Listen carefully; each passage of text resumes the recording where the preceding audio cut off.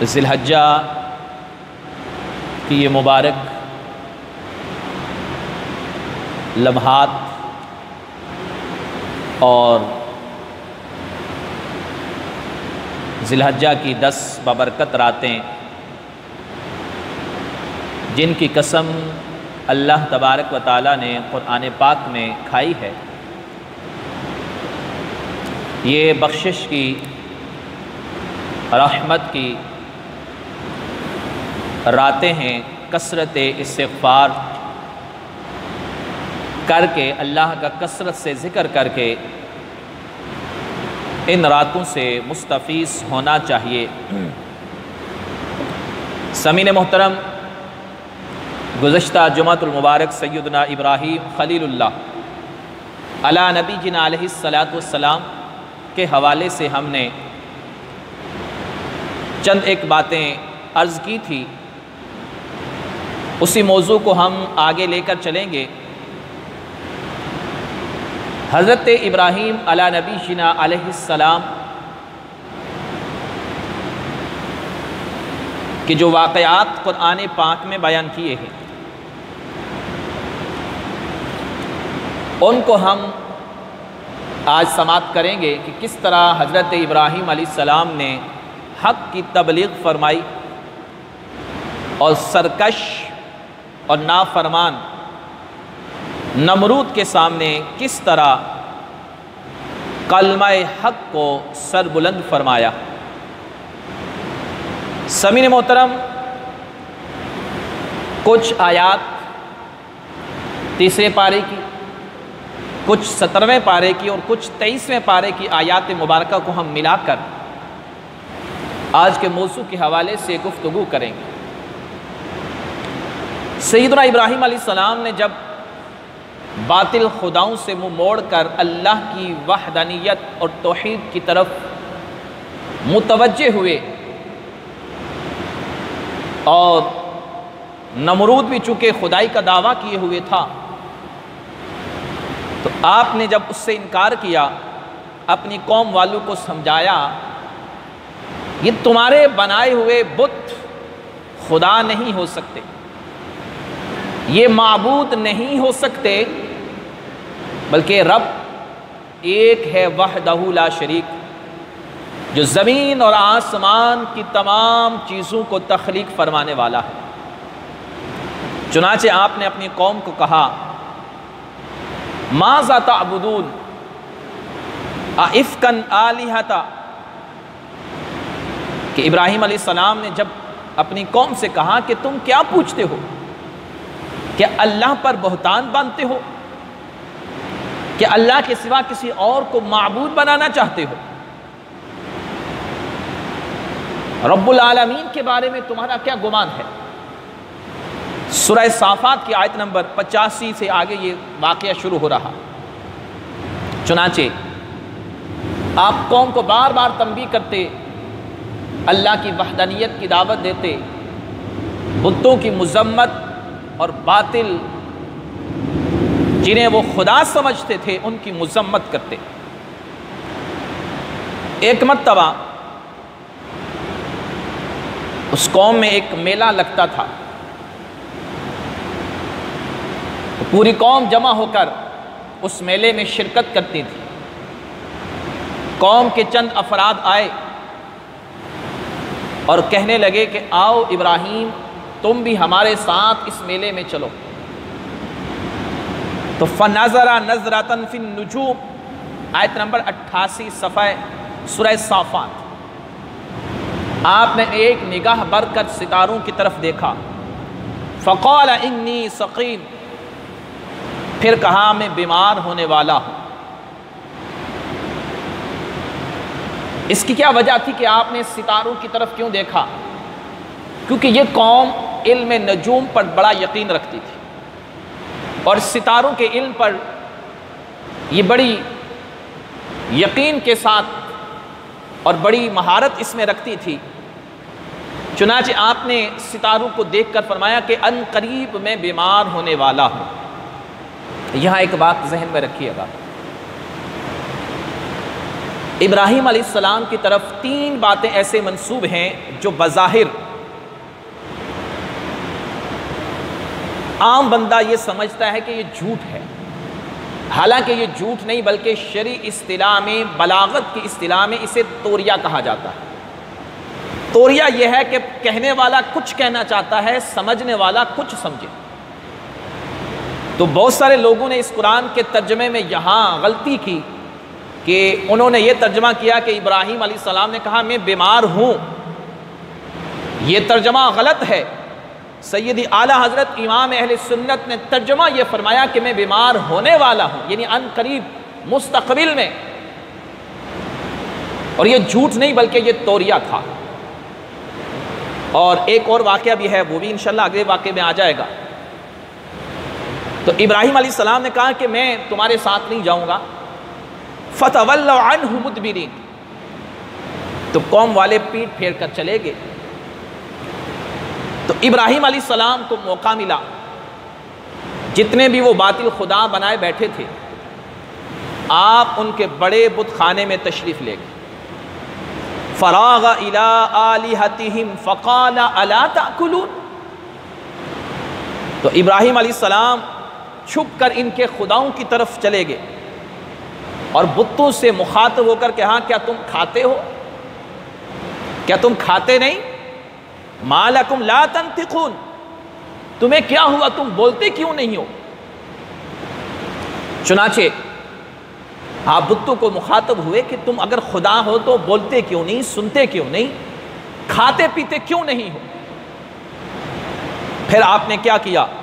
فراغ علیہم ضربا بالیمین، تو لوگوں کی نظر بچا کر انہیں داہنے ہاتھ سے مارنے لگا۔ تو ابراہیم علیہ السلام نے پھر ایک توڑنے والی چیز لی اور اس چیز کو لے کر آپ نے ان تمام بتوں کو توڑ ڈالا، جس کا ذکر سورہ انبیاء کے اندر اللہ تبارک و تعالیٰ نے آیت نمبر جو ہے وہ 52 کے اندر ارشاد فرمایا کہ اللہ تبارک و تعالیٰ نے کہ ابراہیم علیہ السلام نے جب ان بتوں کو توڑ ڈالا اور بتوں کو ریزہ ریزہ کر دیا، اب ابراہیم علیہ السلام نے ایک بڑا جو بت تھا اسے چھوڑ دیا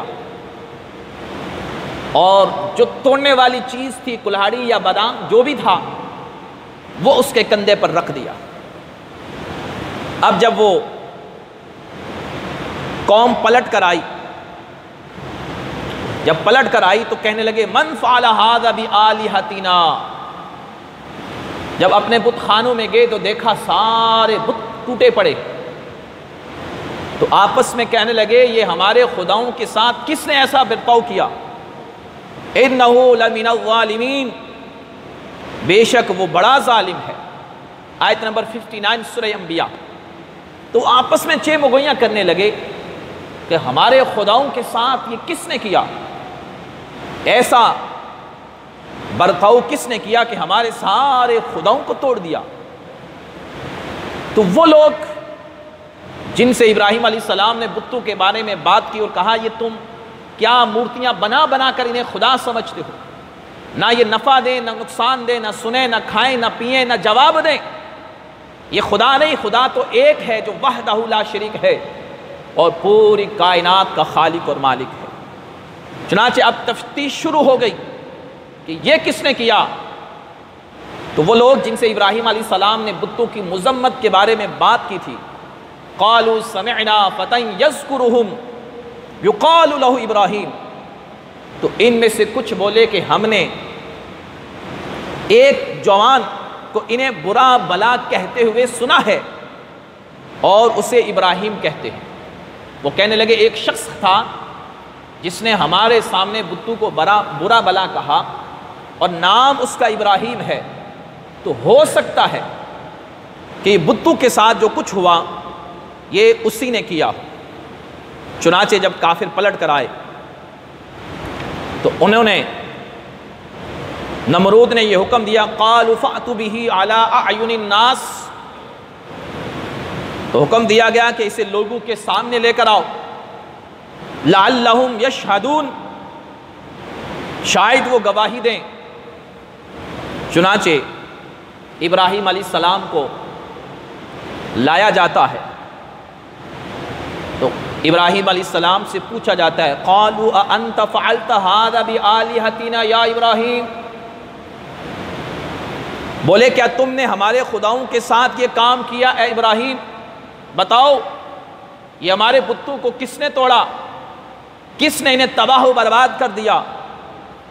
آپ فرمانے لگے قال بل فعلہ کبیرہم ھذا، فرمایا بلکہ ان کے اس بڑے نے کیا ہوگا، فاسألوہم ان کانوا ینطقون، تو ان سے پوچھ لو اگر یہ بولتے ہیں۔ تو ابراہیم علیہ السلام نے ایک عقلی بات کی، انہیں سمجھانے کے لیے کہا کہ مجھے کیا پوچھتے ہو، یہ بڑا بت موجود ہے، اس کے پاس توڑنے والی چیز بھی موجود ہے، تو اس سے پوچھ لو نا کس نے یہ کیا ہے، ہو سکتا ہے اسی نے چھوٹے خداؤں کو مار دیا ہو کہ میرے ہوتے ہوئے تم کیوں خدا بنے بیٹھے ہو۔ تو یہ آپ کا سمجھانے کا انداز تھا۔ یہ توریتاً آپ نے کہا کہ بل فعلہ کبیرہم، ان کے بڑے نے کیا ہوگا۔ اب بہت سارے لوگ اس کو بھی جھوٹ منسوب کرتے ہیں ابراہیم علیہ السلام کی طرف، یہ بھی دراصل توریہ تھا کہ قوم کو سمجھانے کے لیے۔ جب آپ نے یہ کہا کہ اگر یہ بولتے ہیں تو پوچھ لو، جب تم خدا بنائے بیٹھے ہو، معبود بنائے بیٹھے ہو، تو ان سے پوچھو کس نے کیا۔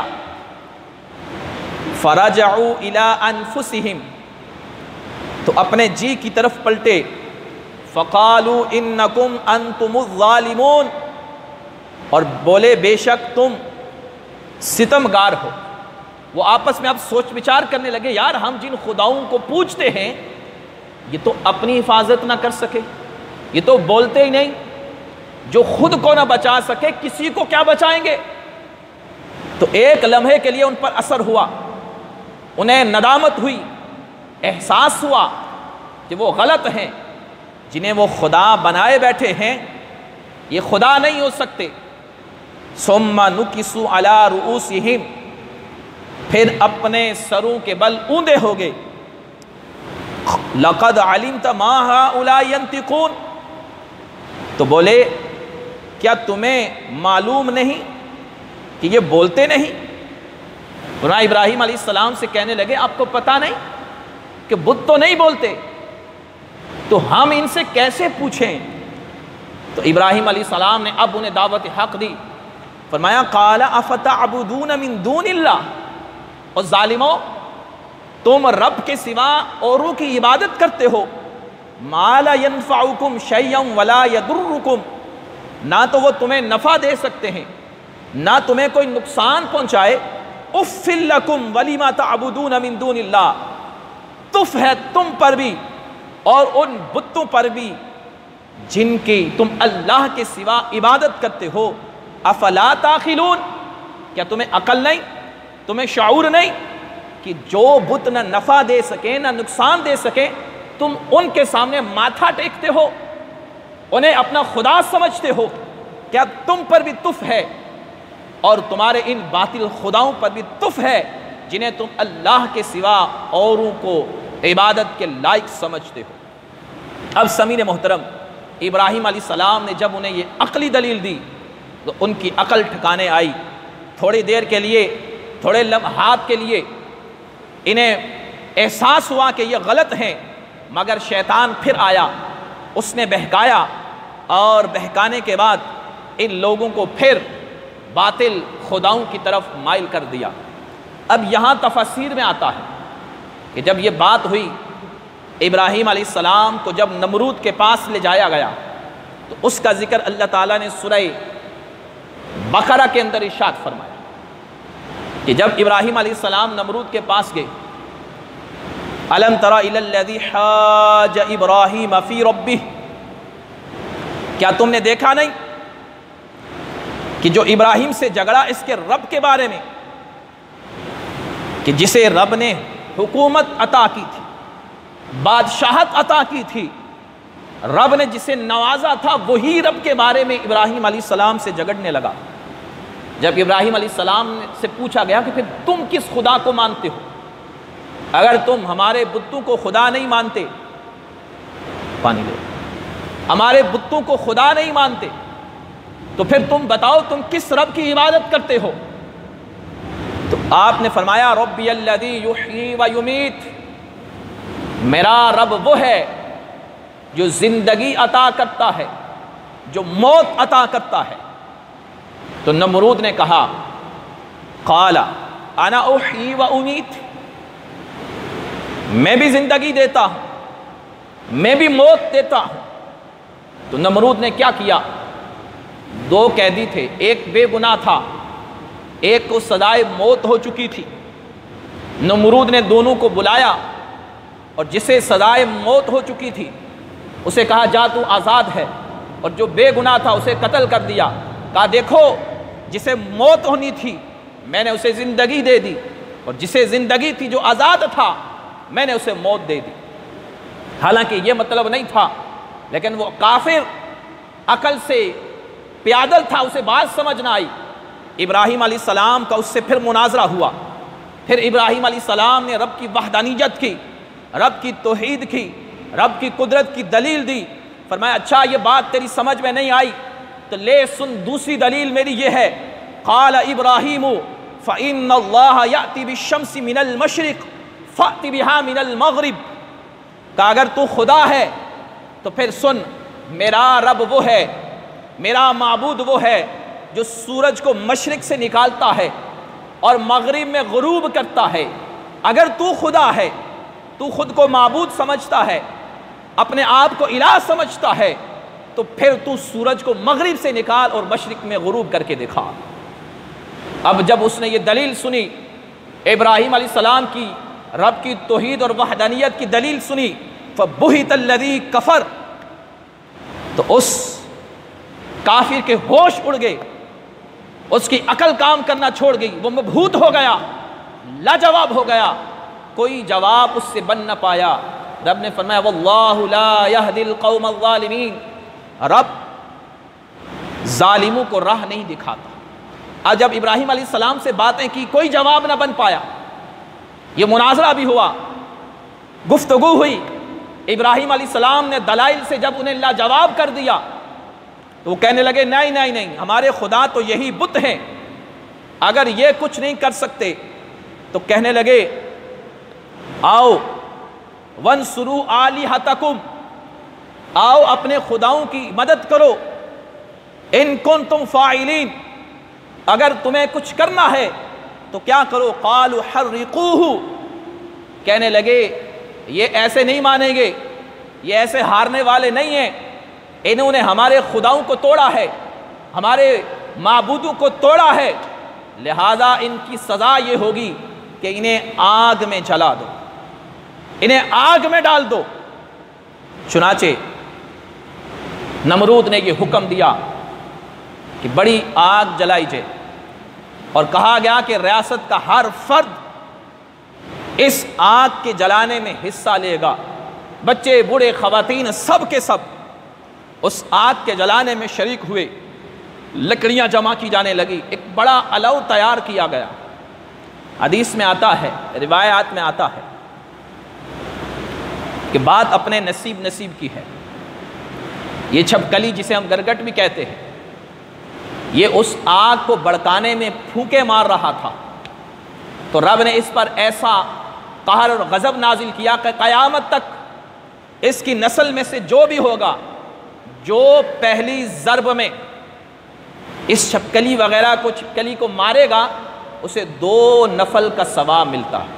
یہ نسائی شریف کے اندر حدیث طیبہ ہے کہ پہلی ضرب میں جو اس منحوس اس کیڑے کو مارے گا اللہ تعالیٰ اسے 2 نفل کا ثواب عطا فرمائے گا۔ یہ ہے نبی کی بے ادبی میں ذرا سی بھی معاونت کرنا یا اللہ اور اس کے رسول کے خلاف ہلکی سی آواز بھی نکالنا، یہ قیامت تک کے لیے نسلوں کو برباد کر دیتا ہے۔ وہ ایک ہی گرگٹ تھا، وہ ایک ہی چھپکلی تھی جس نے پھونک ماری، مگر قیامت تک کے لیے اس کے ساری نسلیں مردود ہو گئی، ساری نسلیں مردود ہو گئی۔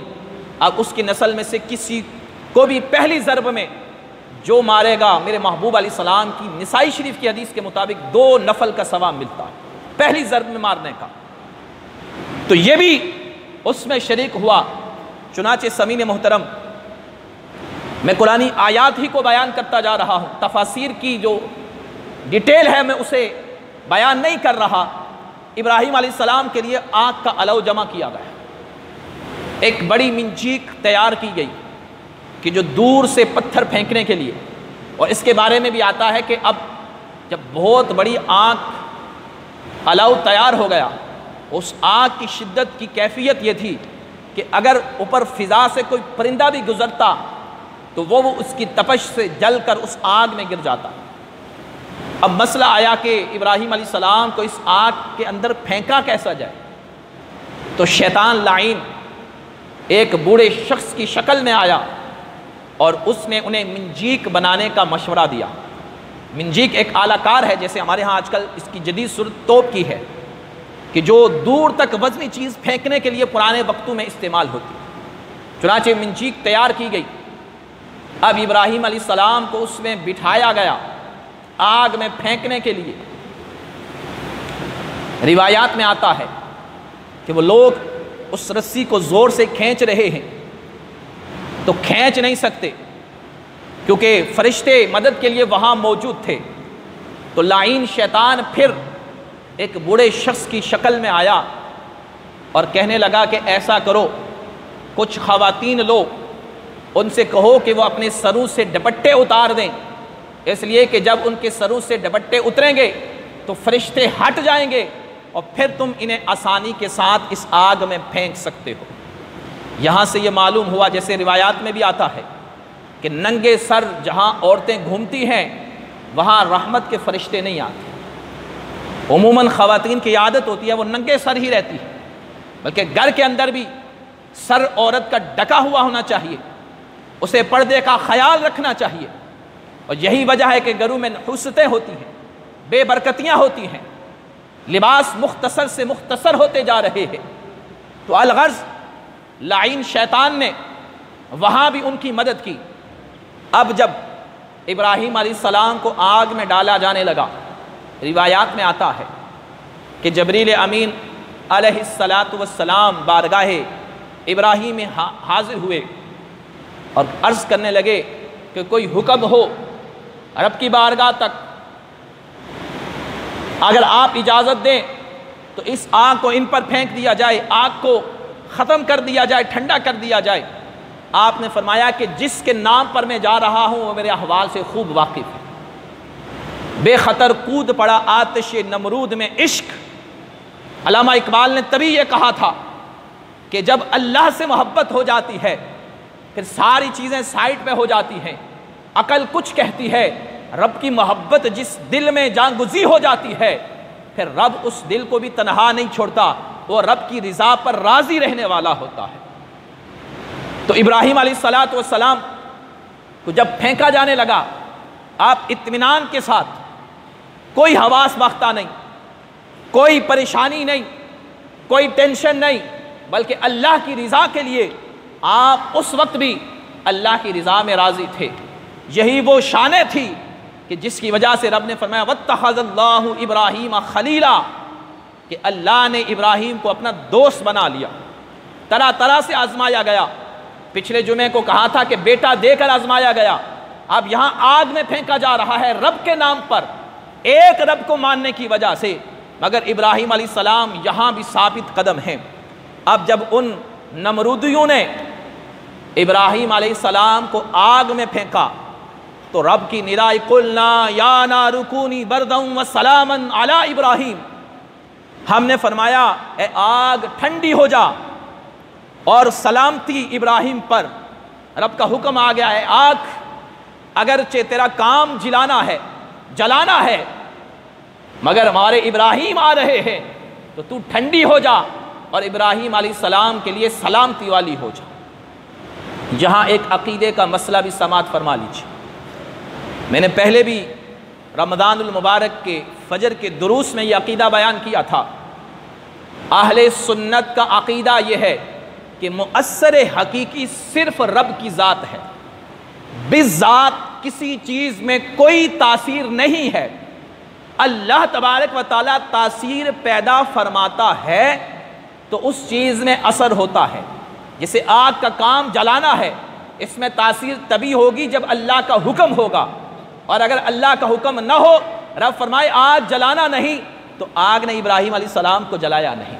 چھری کا کام کاٹنا ہے، جب آلات اور اسباب کامل ہو جاتے ہیں، رب کاٹنا پیدا فرماتا ہے تو کٹتا ہے۔ اگر رب کا حکم نہ ہو تو اسماعیل علیہ السلام کے گلے پر چھری تھی، چلائی بھی، مگر گلا پھر بھی نہیں کٹا تھا۔ تو مؤثر حقیقی اللہ تبارک و تعالیٰ کی ذات ہے، وہ جو چاہے وہی کچھ ہوتا ہے، وہ نہ چاہے تو کچھ نہیں ہو سکتا۔ کسی شے میں بالذات کوئی تاثیر نہیں ہے۔ اب جب ابراہیم علیہ السلام کو آگ میں ڈالا جاتا ہے، وہی آگ جس کا کام جلانا تھا، جلا کر راکھ کر دینا تھا، جس کی تپش کا عالم یہ تھا کہ اگر فضا میں سے بھی کوئی پرندہ گزرتا تھا تو وہ بھن کر اس کے اندر گر جاتا تھا، ابراہیم علیہ السلام کے لیے وہی آگ گلے گلزار ہو گئی، اور ابراہیم علیہ السلام سلامتی کے ساتھ اس کے اندر جلوہ گر ہو گئے۔ اب یہاں بھی تفصیلی روایات آتی ہیں کہ نمرود کی بیٹی نے جب یہ اوپر محل کے اوپر سے منظر دیکھا تو وہ مسلمان بھی ہو گئی۔ یہ بھی تفصیلی روایات موجود ہیں۔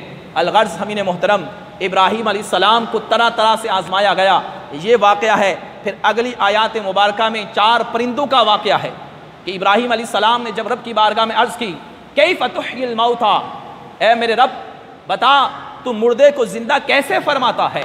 قال اولم تؤمن، رب نے فرمایا ابراہیم کہ آپ کو ایمان نہیں؟ کہا ہاں ایمان تو ہے، ولکن لیطمئن قلبی، لیکن میں اطمینان قلبی چاہتا ہوں۔ پھر ابراہیم علیہ السلام کو 4 پرندے ذبح کر کے ٹکڑے ٹکڑے کر کے مختلف پہاڑوں پر رکھنے کا حکم دیا گیا، اور فرمایا کہ ایک ایک کا نام لے کر پکارو، پھر دیکھو وہ کیسے گوشت کے ذرے آپس میں ملتے ہیں اور کس طرح وہ پرندے زندہ ہو کر تمہارے پاس آ جاتے ہیں۔ وہ 4 پرندوں کا ذکر بھی اس آیات مبارکہ سے اگلی آیت مبارکہ میں موجود ہے، انشاءاللہ پھر کبھی وہ بیان ہوگا۔ اللہ تبارک و تعالیٰ سیدنا ابراہیم علیہ السلام کی سیرت کو جان کر ہمیں بھی آزمائشوں میں ثابت قدم رہنے کی توفیق عطا فرمائے۔